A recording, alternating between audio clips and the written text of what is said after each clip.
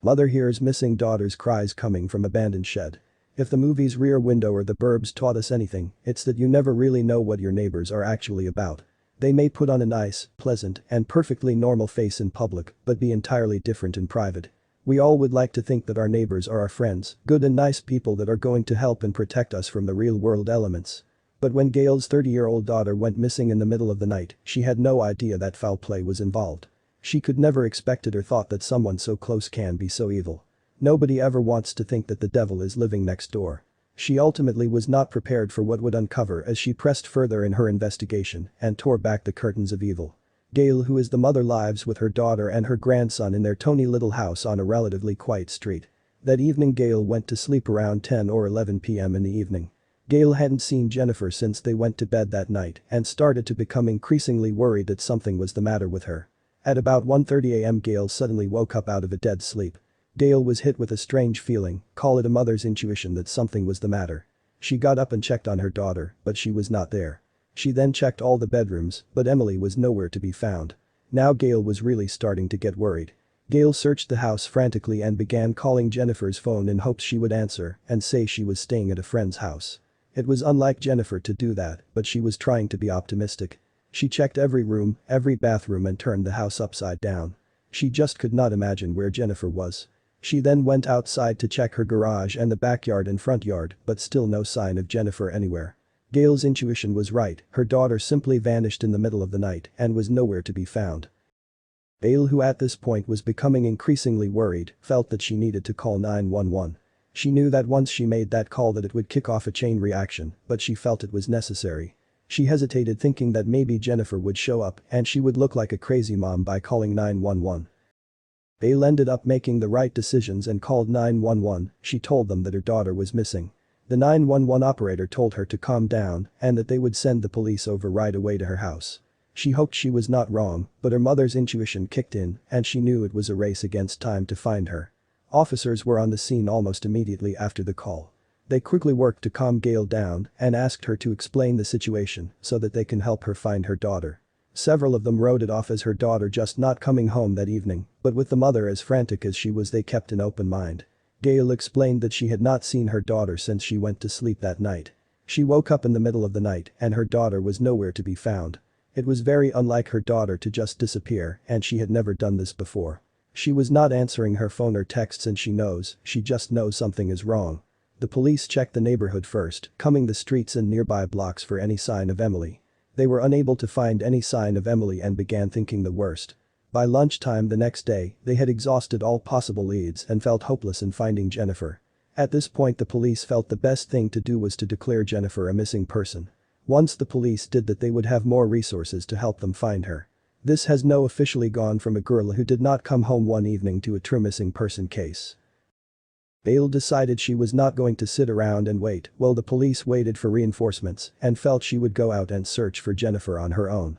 After all, it was her daughter and nobody would care to find her as much as she. Gayle Rowe began searching the neighborhood on her own. She couldn't explain it, but she had a feeling that Emily was somewhere close. What Gayle didn't realize was how close she really was and what she was going to find out about her daughter's sudden disappearance. Eventually, her friend Tracy accompanied her in the search to help and lend support. Tracy felt that her friend desperately needed her and that she would accompany her on her search for her daughter. Tracy figured they would just walk around the neighborhood and wait for the police and all their equipment to show up and help. The last thing she believed was that she and Emily's mom would be the one to break the case wide open. Tracy could not have prepared herself enough for what was to come. Gayle and Tracy were exhausted after hours of searching and decided it was time to return home to rest up so they can have more energy to search later on that day. They began walking back to Gayle's house in a very somber mood. As they were walking and Tracy was consoling Gayle, Gayle said she heard a scream coming from the direction of where her house was. She quickly told Tracy to come over to where she was standing to see if she heard the scream as well. As Tracy stood there with Gayle, she did not hear a thing and told Gayle she must be hearing things. Gayle insisted she heard something and told her to just hush and listen. They both stood there in silence listening for a sound. Then as the wind blew and the birds chirped, they heard a faint voice coming from a distance. Tracy could not believe what she had heard, as she too now heard what sounded like a scream coming from an abandoned shed right next to Gayle's home. They quickly both ran over to the shed in a fury. As they approached, Tracy told Gayle to be careful. They did not know what was inside or who was watching. The desperate mother ran to the shed and began pounding on the side, shouting, "Jennifer, if you're in there, peck again, so we know you're in there, we will get you out." They waited and listened. A few more bangs and Gayle began to call out, "Jennifer, is that you? Are you in there, Jennifer? Mommy is here to help." After what felt like a lifetime, they heard a faint crying whine saying, "Yeah, help," even if wasn't Jennifer, someone needed their help. Gayle and Tracy immediately went to the door of the shed to get it open, but it was locked very tight. They kept pounding on the shed and ran around it looking for any way possible to get in. The shed was old and beat up, but was locked up as if $1 million was inside. They decided that they could not get into the shed alone and called the officers to come help them. They figured that this was a serious situation and it was best that an officer handle from here. Police soon arrived on the scene and found the shed was bolted shut with a padlock. They found this extremely odd given the look of the shed to have been locked so well. They broke out the bolt cutters and got to work. At first the bolt cutters were not working, but finally they were able to get the padlock off and get a look inside the shed. The doors finally swung open to the shed and to everyone's surprise the shed was empty. There was nobody inside and no sign of Jennifer at all in the shed. The police began to think that Gayle might have been hearing things. Gayle's friend Tracy told the officers that she heard the screams too and there's someone inside the shed somewhere. The police began searching all over the inside the shed. They took everything that was inside the shed out of it in order to be able to show Gayle that there was nothing inside. Emily was nowhere to be seen. One of the officers decided that they should try to rip up the floorboards just so that they can show Gayle there is nothing at all in this shed. This was not their property, but they felt they should do it anyways. The officers tore up the floorboards, thinking that perhaps something was hidden under it and at worst they can calm Gayle down, who by now was completely frantic over the situation. After they ripped up a few boards they saw something very suspicious as if there was a hole in the ground.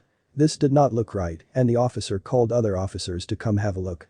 They noticed a large hole dug into the earth and they saw something which looked like a body crawled up inside the hole. The officers identified themselves and slowly reached down. At that point the officers realized there was a person in this hole. They then pulled the 30-year-old Jennifer from the pit. The officers couldn't believe that Gayle was right. Though it was only about 3.5 feet deep and 2 feet in diameter, it had been covered with boards and heavy objects. A slight woman like Emily would never have been able to shift those objects on her own. Officers immediately began wondering why was she down there? Did someone put her there? What happened that this girl got locked in a shed? These questions would soon be answered. The officers approached Jennifer to find out what happened. Jennifer was completely unable to speak when she was found, she was in shock, almost apoplectic. Thankfully there were no obvious signs of any sort of physical injury, but whatever he had put her through must have been traumatic. Despite being rescued, Jennifer was not out of the woods yet. One of the officers observed that her silence and shock might actually be some form of seizure. As it turned out, he was right. Jennifer had battled seizures nearly all her life. The officers immediately called for an ambulance to take Jennifer to the hospital. The entire way to the hospital, she was in and out of the seizures. Once at the hospital the officers desperately wanted to find out what had happened to Jennifer so they can catch the culprit who did this to her and bring him to justice. Every time she would wake up from the seizure thing, she would try to run and she's screaming, "No." She was terrified, said Gayle's friend Tracy. Unfortunately Jennifer was not in position to talk to officers yet. Eventually Jen made a full recovery and the seizures stopped. At that point the officers really wanted to speak with her and asked Gayle if they could. Once Jennifer was properly away she finally told the police who had put her in the pit and caused this all to happen. The police couldn't believe who she fingered as the culprit. Jennifer told them that her neighbor Dennis Dunn was responsible for taking her. The police officers were able to find out that the shed Jen was kept in was owned by Dennis. With this new information at hand the police headed out to arrest Dennis Dunn. They wanted to know the reason why he kidnapped her, what his plans were, and how did this all happen. Police officers at 8 a.m. headed out to arrest the 45-year-old Dennis Dunn. They had to be extra careful as they felt he may be armed and dangerous and must take precaution. According to officers at the scene, he came to the door in a nonchalant manner, acting as if nothing at all was wrong. The officers felt this was very odd behavior. Dennis Dunn's criminal record wasn't exactly squeaky clean.